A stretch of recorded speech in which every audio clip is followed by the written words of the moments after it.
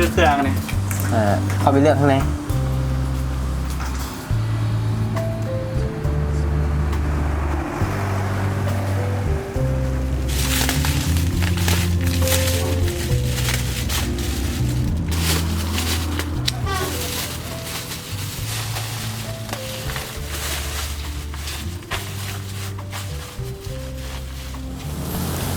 ไหลเงิน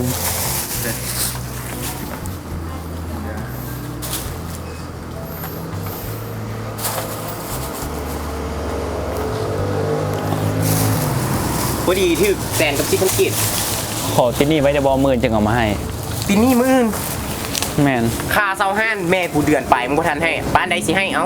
มื่อื่นมื้อนี้ยังบ่ทันมีเงินเถอะบ่ได้มือแรงเด้อสิไปเอาน้ำน่ะทำบ่ได้มืออื่นเกี่ยมยุบเครื่องหนีรถขออีกมื้อนึงซะมื้อนี้เงินบ่ทันสิให้ค่าเครื่องพร้อมค่าเซาห้านบ่ได้มือแรงเด้อสิไปเอาน้ำเด้อจังได๋ก็มือแรงเด้อให้ได้เด้อนี่เก่าบ่ใส่เอานี่ใหม่เพิ่มยอม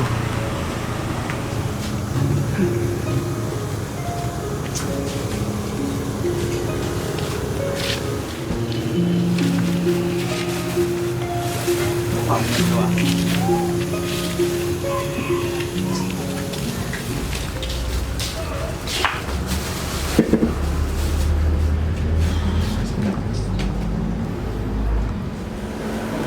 กระเป๋าเงินแถวตกอยู่หน้าห้าง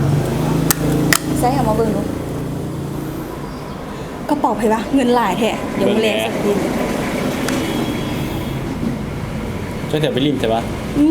ไปลิ้นอย่างมันบ่แม่นกระเป๋าเงินเฮามันมีเงินอยู่แต่ว่าเฮาต้องเอาไว้ให้ทรงเป็นเจ้าของกับเจ้าโอ้ยเฮาก็บ่ได้เป็นหลักเขาเจ้ามาตัวบอกก็เดี๋ยวว่าเจ้าเก็บได้นะ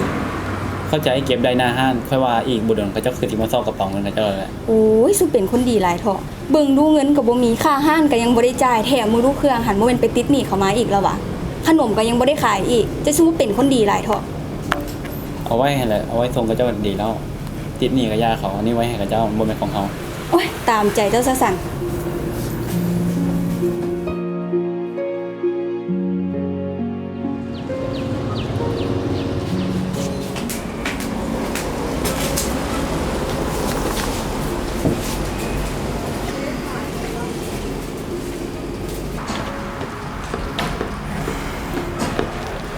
แหละเอาเงินมาขอนี่ดูเพื่อสเปริน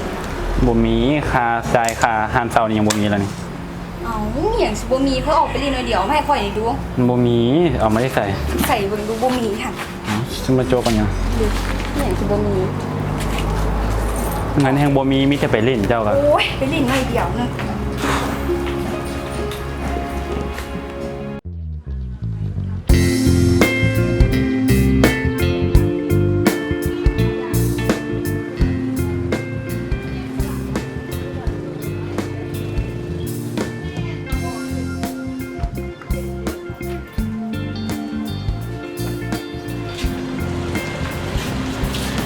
ต้องเนี่ย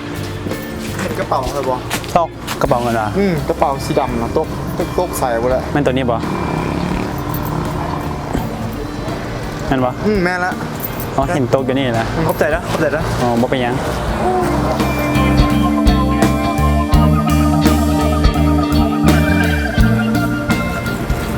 ไอ้ซื้อขนมแน่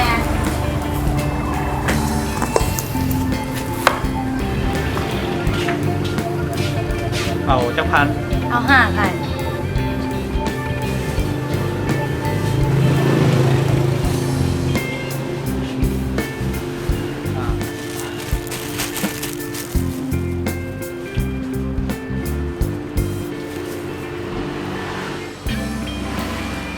บ่มีเงินทอนนะจะบ่มีเงินน้อยวะบ่ฉันมื้อหน้าจะเอามาให้ก็ได้ซั่นนะอ๋อขอบใจเด้อ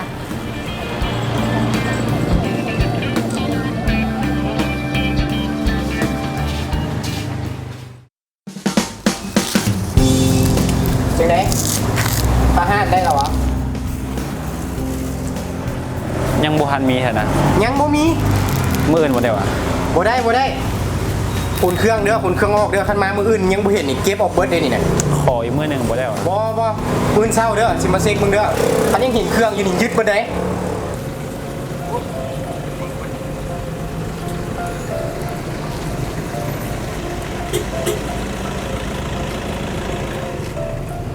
เดี๋ยวอันเมื่อกี้เจ้าเถียงกันยังก็เสียงดังนะ อ๋อมาเก็บค่าเซาห้านนำเราเดือนปลายบ่จ่ายน่ะ เดือนปลายพุ่นน่ะ แม่น เดือนเท่าไหร่ฮัน เดือนละล้าน เดือนละล้าน มีหยัง ก็เห็นเราบ่มีเงินจ่ายไปคือขอจ่ายให้เราได้บ่ฮัน เอาสิเป็นหยัง ขอจ่ายฮันเป็นครึ่งปีเลยเด้อ6 เดือนเลยได้บ่ ได้ อ่า จ่ายหลายกว่านั้นก็ได้แหละ 6 เดือนเด้อตื่นแล้วเนาะ อือฮึ เด้อ6 เดือนนะเข้าใจหลายๆเข้าใจหลายอย่าซื้อให้เราเด้อที่ตุนเราก็กลับก่อน โอเค จากเฮ็ดจังได๋ค่าเซาห้านก็บ่มีจ่ายเขาเจ้าเครื่องก็บ่ค่อยได้ขายมื้ออื่นคือจะได้เก็บเครื่องนี้แล้วเฮา เป็นจังไดล่ะค่อยบอกว่าเงินที่เจ้าเก็บได้มื้อเช้านี่นะเอาจ่ายให้กับเจ้าแล้วก็แล้ว เป็นจังไดเอาเงินส่งคืนเขาแล้วเขาให้เจ้าจะกีบบ่ถามดู มันบ่ได้ส่งเขาเจ้าให้มันถูกต้องแล้วมันบ่แม่นเงินเฮาเด้ เป็นจังไดล่ะ เป็นคนดีหลายเอ้าเบิ่งดูจังหน่อยเฮาก็บ่มีบอนอยู่แล้วห้านเขาก็สิยึดไปเบิดละ มีแต่มื้ออื่นหั่นน่ะแจมเก็บเครื่องนี้